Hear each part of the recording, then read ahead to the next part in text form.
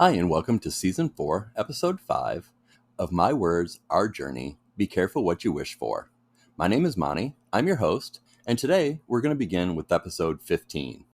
Bristol, Tennessee is like a lot of other towns, trying to rebuild the downtown. Draw in new businesses, new blood, you may say. The killer liked what he saw. It was a town you could get lost in, but also feel parts of that hometown feel that one may crave. What he craved at the moment was something good for lunch, so he decided on a wing chain that he had tried before and liked in a different city. He could reset, refuel, and decide where he wanted to play his game today.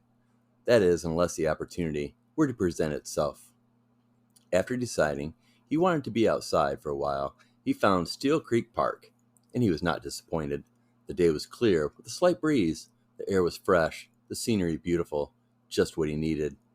He had seen individuals sporadically moving about as couples or as a group, a few with their dogs, but nothing that captured his attention. That was okay. He had plenty of time. It was still early in the first quarter, he thought. Through his shades, he noticed a group rounding the corner about 25 yards in front of him, laughing, enjoying the day.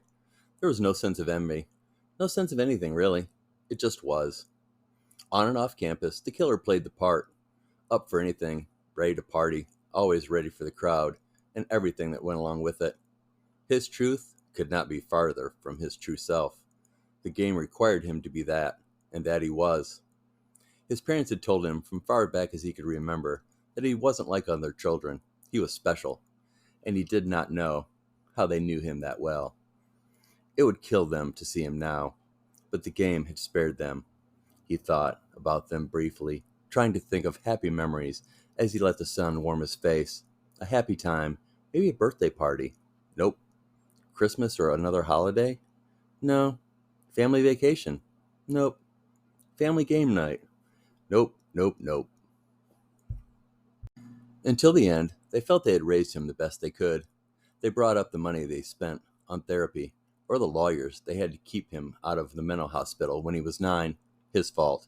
They always made it out to be his fault, as the parents could not see they had created the boy they were so afraid of. He could not remember, but a few times, ever leaving the house. They even convinced the state they could homeschool him. How could they pull that off? Despite the barriers he had learned well enough to get more than one college to accept his application. It didn't hurt that he had a truly sad family tale to tell. How could a boy that had lost both parents so tragically have turned out so well adjusted? They would wonder. He didn't have to wonder. He learned the game, studied the players, mastered the various roles, and decided he would not lose. The sound of the barking dog snapped him back to reality just in time to see the collie and its owner running in his direction. It's not for a swift move. To the left, the dog would have taken him out at the knees. There was no more time for reaction, so the dog and its leash went whizzing by, followed closely by an attractive 30-something, calling out the name Spence. The game. He watched as the dog purposely stayed just beyond the woman's reach. The dog was clearly well taken care of, happy and eager to play. The woman, on the other hand, she was over it. But even frustrated, he was taken by her. She was to be the one, he thought as he worked his way past the dog and the owner. As the dog made his turn to bolt the other direction, he quickly reached down, caught the leash by his fingertips, but held on until the woman could get control. She and Spence were surprised by the gesture. After the dog was scolded by its owner, she thanked him for his quick reaction.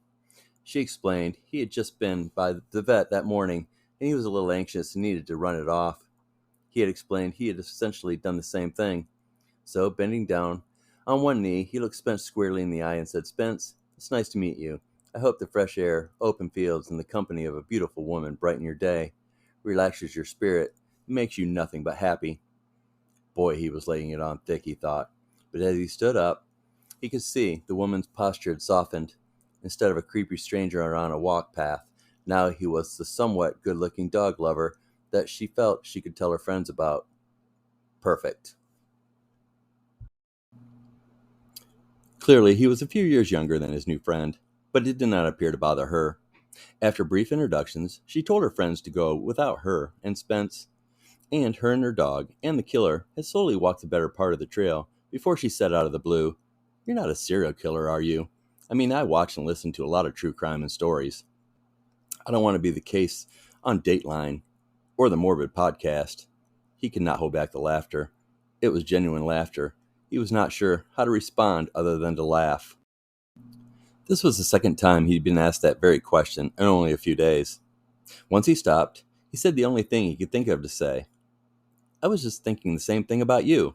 You're way too pretty to be single and out on the trail without some GQ guy on your arm. That seemed to work and deflect the question he so wanted to shout the answer to. Chapter 16. They were now in a wooded area of the park. Not necessarily desolate, but remote and private for sure. It was a perfect spot to make a move on a beautiful woman, or to end her life. What would he do with Spence? Because while he was over the top earlier, he truly did love dogs. No way he could kill one unless it attacked him, and he just knew he couldn't win. Her name was Audrey, and she walked ever so slightly in front of him. She was petite. He knew he'd have no problem securing her before she had time to react or scream. But what did the game want him to do? He had his trusty backpack with him, so he had options. There was rope for hanging, or just plain old strangulation. He also had a gun, or a hunting knife, if the situation required. Or he could just beat her with one of the big rocks he had seen only a couple feet back. Rock. He liked the big rock idea. So with a quick glance back, he said, "Hey, do you know what kind of flower that is back there? I just remembered. My mom loves those flowers." The flowers he pointed to were back where he'd seen the rock, and it worked. They both turned and walked back towards them. "Do you think it would be okay if I cut a few to take to her?" She was now kneeling right in front of them. The game was almost making the day too easy, and that is when her cell phone rang. Standing up and looking at the caller ID, Audrey pointed her finger like to give him a second. Sure, the killer thought. I can wait all day. As she moved ever so slightly, he could still hear parts of the conversation. Apparently, his almost victim was the mother of at least one little one, who was feeling under the weather at Grandma's house. Awkward. Well, the game was never wrong, so that would not stand in his way, he decided rather quickly and with no remorse. He had even picked out the rock. Looking at it, he realized it kind of looked like a ship. He could tell she was ending the call and about to turn around, so he picked up the rock and turned. "Sorry, that was my mother. She is watching my 6-year-old daughter, Amanda. She has a rare form of cancer, so she doesn't get out much. But now my mom is worried she's catching a cold." She sneezed once. "What are you doing with that rock?" He stood there motionless. 6-year-old daughter, rare form of cancer. What? "The rock. Oh yeah, better explain the rock." Holding it towards her, he spoke. "Doesn't it look like a ship?" He didn't hear her answer. The game was not making him do this. No way. He tried his best to hide his frustration. Audrey just couldn't see it on his face, but she thought it was because he'd found out she had a daughter, let alone a daughter with a life-threatening illness. She had seen the look numerous times, too many to be honest. She had really given up even trying to date. It was just too hard. It was just too frustrating. They walked back to the front of the park in silence, both deep in their own thoughts. But only one knew that a murder had been stopped by one simple phone call by a worried grandma. One possible sneeze. What were the chances? The game would make him pay for his rebellious way. There was no doubt. Chapter 17. How did everything get so out of hand, Marcus thought. The killings were beginning to stack up. In his mind, there was nothing he could do about it. The situation had exploded into a nightmare scenario that no sane person would have seen coming. That is what he kept telling himself. Would the police ever piece all the crimes together? Would someone in his circle figure out all these bad things had at least one person in common? All valid questions, but kept him from being able to focus on any one thing. Sometimes Marcus felt like Amber's father rather than brother. His parents had waited several years between having the kids, so he was several years older than she was. Still, they had been close. Today he was heading to the gym, but not his normal gym. It was just so happened that a good friend of his, Samantha, had invited him along to a self-defense class. And both of their surprise, he had said yes this time. It was a 3-part class, and with the choices he had made lately, it wouldn't hurt for him to be prepared for anything that may come up. The stress was beginning to win. He could feel his mental and physical state diminishing ever so slightly. When you spend as much time as he had in the gym, staying mentally and physically fit, you could tell as soon as the change began. Unfortunately, he was not sure how to reverse it. So, he kept falling down and getting worse. The killer was making sure to get his point across. Sam was just waiting outside the gym when he parked. She was smiling from ear to ear. This was her kind of thing. His, not so much. But she was thriving on classes like this, meeting new people, seeing old friends, and the mental and physical aspects were all the things that made her happy. Marcus, not so much, and even less now with everything going on. He found he only wanted to be left alone, which he also knew was not healthy. That reminded him he needed to call his parents. The gymnasium was filling up quickly, mostly ladies of all ages, but Marcus certainly wasn't the only male in the crowd. There were faces he recognized, but as was normal lately, he just pretended not to notice. Sam had done the working the room thing, and had taken her place next to Marcus, still smiling. She was a lovely person, someone he could see himself with. Marcus thought as he turned towards the front of the class. They had tried dating a couple times over the years. She was a few years younger than him, but that had never been the issue. It always just seemed to be like their timing was off. It was just hard for either to put a finger on, because they had tried. And while everything would lead you to believe they were perfect for each other, they just weren't. But that did not stop him from caring for her, just like she was part of the family. He had proven that on more than one occasion. From late-night pickups after a bad fight with a boyfriend, to spending 3 hours in jail when she rejected a drunk college kid at a bar that refused to take no as an answer. He was there for her, and she had been there for him. More in an emotional way, and certainly over the last week since she had gotten back in town. He felt they would be there for each other, no matter what their lives looked like in the future. The over-energetic class leader snapped him back to reality as they began their warm-ups. "Let's go," he thought. The killer, on the other hand, for the first time in a long time, was nervous. The game would make him pay for his decision. Well, he liked to think he had no moral compass or heart. Clearly, somewhere deep down, there was, and for the briefest of moments, his head listened. Audrey would forget him in time. He would be just another guy that was a jerk for not liking her finding out she had a sick child. Better than the alternative, Audrey. Better for you and the girl. Me? Not so much, he thought. While the rules of the game were simple, they could be demanding and unforgiving. So, the killer knew a punishment of some sort would be coming his way. So, as he sat in the front seat of the car with sweat forming around the edges of his cap, Marcus was showering off the sweat from his first self-defense class. It had been more instructive than he had thought, and clearly more demanding. Sam and Marcus had agreed to have lunch before they both would go their separate ways for their day. Walking out the front door into the warmth of the sun on his face, and the big smile waiting for him, Marcus did feel a little kind of a reset take place. Just what he needed. Can we try the brewery around the corner? I hear they have a great food truck out front, and some awesome drinks. Both sounded good to Marcus at the moment. Chapter 18.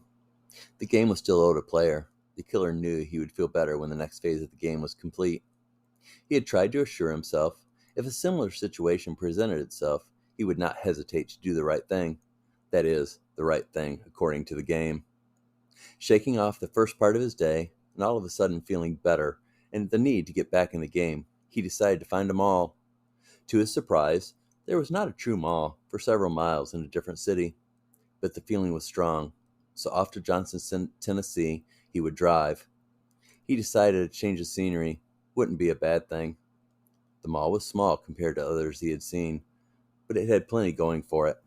So, with a small pretzel, drink, and a walk, he headed off, letting the game come to him. He decided, let the game come to him. To his surprise, within an hour, he noticed the workers begin to shut down their individual stores. The mall was closing. The game had not presented itself as next player, and the mall was closing? So, he did what any good killer would do in this situation. He walked out to the car, drove around the large parking lot until he found the doors he felt were right. Then he parked just off to the left and waited. Waited to see who'd be leaving through the door. Were they alone? Was he interested enough to follow or wait? Still, he believed he would be letting the game, not fate, decide. Time seemed to pass very slowly for the killer as he watched a few workers leave, nothing of interest to him, until he spotted one young woman walking quickly to her car, while being followed by a group of young men and women. From his advantage, they were yelling at her, and she was just trying her best to get away from the situation. Before he even realized what he was doing, the killer was parked next to what he presumed to be the car of the young woman was trying to walk towards, and with a quick motion, he was out and standing between the cars and the group of young people. After 5 minutes of listening to both sides, it seemed the lone woman had believed one of the other girl's boyfriends when he told her she had broken up with one of the girls, and she agreed to go on a date that never happened, but still the group was angry and loud and looking to hurt someone. The killer listened and finally spoke. Not tonight. The group was not happy, but even in the poor lighting, they realized he was not someone they chose to mess with. As they walked away, the young woman thanked him, then half to herself said, "Tomorrow at school should be interesting." Before he could say anything, she held up a hand and said, "It's okay. If it's not my mom telling me something I did wrong around the house, it's everyone at school making fun of my clothes, my hair, the way I walk, when I talk, when I don't talk." With a sigh, she turned, jumped in the old model Ford, and drove away. Walking back to the car, he noticed she had stopped before getting to the light leading out of the mall parking lot. Chapter 19. Denise snapped out of what fog had come over her to an intense headache, so strong that it took her a moment to realize she was in the dark, unable to move her arms and legs. Silence. No sound other than her now labored breathing could be heard. Where was she? How had this happened? What was the last thing she could remember? Struggling, she remembered the argument at the mall, the weird guy in the parking lot, the text from her sister reminding her that the laundry in the back seat she promised she would take to the cleaners before she came home. Then, it was fuzzy. Was she seeing the weird guy again? Had he been at the laundromat? Had she made it there? She just couldn't put all the pieces together. She felt like they were scrambled. Still silence. Where could she possibly be? As if on cue, the distant sound of a plane could be heard. It was muffled, but clearly a plane. How long had she been missing? Was anyone looking for her yet? Where was her abductor? The questions? Blurry memories. The not knowing was enough, but her arms, her legs, her extremities were beginning to hurt. She was standing, but she felt like something was keeping her from falling. Closing her eyes tightly, she cried for her family. Then she prayed for them all, as well as for herself. The killer decided in an instant that the car stopping long enough for him to catch up was part of the game. And then, when she went straight to the coin-operated laundromat with no customers, no cameras, and very few vehicles passing by, he knew he was right. While she would not be his first choice, he would have rather taken one of the loudmouths in the group that was harassing his victim, but he also was not going to make the same mistake he'd made earlier. Go against the game once, okay, pay the consequences, but twice, he did not want to think about what the cost would be. He was not a local, had no plan other than to play the game, but eventually he did remember the old cabin that he had seen on the walk in the park, a park that was closed and desolate, the best he could do with no knowledge of the area, and on a whim. His victim was light, and he was fit and strong, so the quarter mile he carried her from the car to the cabin had barely winded him. He wasn't eating super healthy, so he figured the exercise was good for him. He was sitting on the porch with his murder kit at his feet, watching the light from the distant plane flying past. Whenever he saw a plane, he wondered who might be on it. Were they happy or sad about their trip? Were they going somewhere hot or cold? Then he always wished the same thing as the plane passed out of view. I wish it would explode right now so I could watch. As he stood and stretched, the killer decided it was time to get things done. He should be out of this town by now. So, with a sense of urgency, he opened the front door to the cabin. Chapter 20. The sweat was causing her eyes to burn. The room was cold, and she could feel herself shiver from the chill. Her body was not handling the stress she was under. The aching limbs were turning to numbness, and her headache had hit a level she had never experienced before. At the moment, she wished whatever was going to happen would happen so this could be over, and she heard the front screen door at the exact moment. Be careful what you wish for was her last thought before she blacked out. When she woke a few moments later, Denise was sure she had been moved. Her eyes and her mouth had been covered so she could not see, and she was now breathing through her nose. Whatever she was bound with was super tight, and breathing was a struggle. The panic she felt was uncontrollable, even though her mind was telling her this was not helping her situation. The room was still, but she could now hear nature outside, whatever walls that surrounded her. Speak, don't speak. Was someone there, watching her, enjoying her pain, her anxiety? Denise could not remember what had happened to put her in this situation exactly. Was it the group from school? It couldn't be.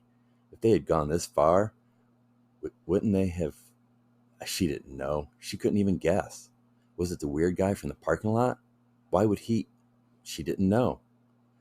Had she seen him around the laundromat? She wasn't sure. Was her family looking for her yet? Was she taken by mistake?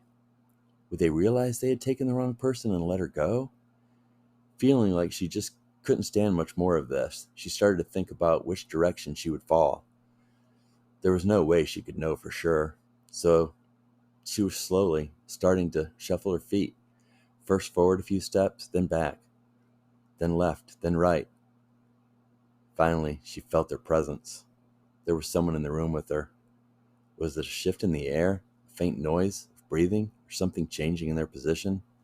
Something caused her to know she was not alone. Her demeanor must have changed because finally she heard, "Hello." She did not recognize the voice and could not speak to beg for her life or ask why this was happening to her. Lots of thoughts going through that pretty little head of yours. Sorry, I don't really have any answers that are going to comfort you in this moment. I can tell you're part of a game, a piece that was needed to atone, get me back in a good place of grace with the game. It could have been anyone, really. You just happened to fall into my sphere at either just the right time or just the wrong time, depending on your perspective. It's just important for me that you know it's nothing personal. She could sense that he was just finishing his speech, and what would come next would not be good for her. Denise waited to be shot or stabbed, hit in the head, but she was not prepared when the voice was now standing directly behind her. As the wide tape was placed around the back of her head and finally connected in the front over her nose, Denise realized how she was going to die. "I will stay with you till the end," was all the killer said. After only a few seconds, her body fell forward. The impact of the wood floor broke her nose, bleeding. She could feel the blood covering her mouth, nose, and finally her eyes under the tape. With only a few moments, she began to convulse on the floor. How much of her upper body was covered in blood? The pain was real, but it was lost in the brutal fact that she was dying, and a stranger was watching her last moments as if watching a TV show. What had he said? Something about a game? She hoped to the gods that he lost whatever game he was playing, and that was her last thought, with her last breath. The killer did stay until the end, watched intently, no emotion, but he really wanted to know what one thought about in those last moments. Was there really a bright light? Life memories flashing before the eyes? Was her last thoughts about her family or the killer? Didn't really matter in the big scheme of things, just something he thought about occasionally. He was happy with the game that had played out this day. Now it was time to finish up in the cabin and hit the road. He still had much to do. And that's a good place to stop our episode for today.